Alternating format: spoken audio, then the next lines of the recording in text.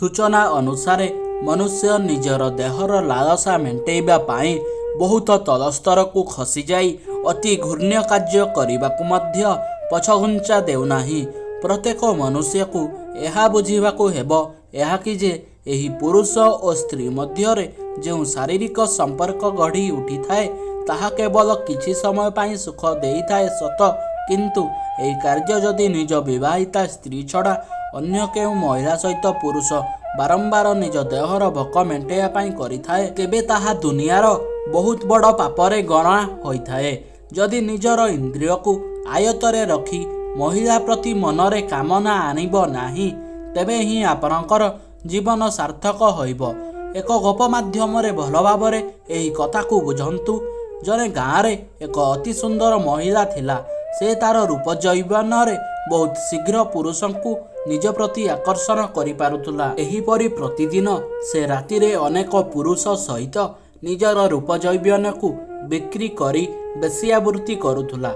एहीपरि किछि काल करू करू सेही सुंदरी महिला रास्तार एक गेरुआ रंगर बस्ती परिधान करी जने युव बाबाजी जाउथुबा बेले अन्य किछि लोक मध्य तांको साथी रे जाउथले। धीरे धीरे सेमानंकु देखी एही सुंदरी महिला मनरे परिवर्तन आसिला जे मु मो जीवन रे करूछि कण, भगवान एही शरीर को मते देई दुनिया को कण एही घूर्ण्य कार्य करबा को पठाई थिले। तापरे से धीरे धीरे तार मन मस्तिष्क रे परिवर्तन आनिला। अन्य एक दिन जेतबले सेही बाबाजी जनक सेही रास्ता देई जाउथुले तांकु सुंदरी महिला जनक डाकिला। बाबाजी जनक मध्य जनकर आतिथ्य ग्रहण करी तांको घर को गले। सुंदरी महिला जनक बाबाजींकर भल भावरे आतिथ्य सत्कार करिला। तापरे सेही युवती जनक कहिले, हे बाबाजी महाशय, आपण एहिठारे किछि दिन जदि संभव तेबे रुहंतु, कारण आपण को देखी धीरे धीरे मोर मन और मस्तिष्क रे सकारात्मक चिंताधारा आसुछि। आपण एहिठारे किछि दिन रहिबा द्वारा मु मोर समस्त खराब कार्य को छाड़ी आपणक सन्थ सहित मोर किछि मात्रारे पापर प्रायश्चित करि पारिबि। युवक बाबाजी जनक कहिले, मु मोर गुरुंक आदेश अनुसार एठारे रहि पारिबि।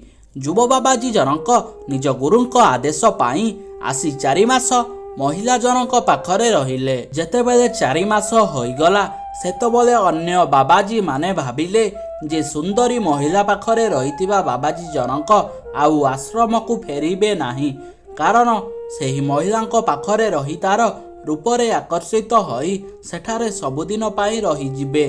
ठीक 4 मास हेला परे सेही युव बाबाजी जनक आसी गुरु को साक्षात करिले। से संपूर्ण आगपरी शुद्ध सन्यासी थिले बोली जानी पारिले, कारण गुरु ठीक जानी थिले जे एही युवक बाबाजी जनक निजर मन और मस्तिष्क को एपरी आयतरे रखुछंती जे केबे मध्य कोनोसी अल्प समय रे देह सुख पाई से दीर्घ दिन धरी तपस्या करी जे अमूल्य बाणी जानिछंती ताहाकू केबे मध्य नष्ट करिबे नाही। एही कथार अर्थ यह कि जे मनुष्य चाहिए सबुकिछि करिपारिबे जदि मनुष्य अमूल्य बाणी को श्रवण करी निजको सठिक मार्गरे थरे नहींजीव तेबे एही देह सुख बोली छोट कार्य से केबे मध्य मोहित होई पारिबो नाही।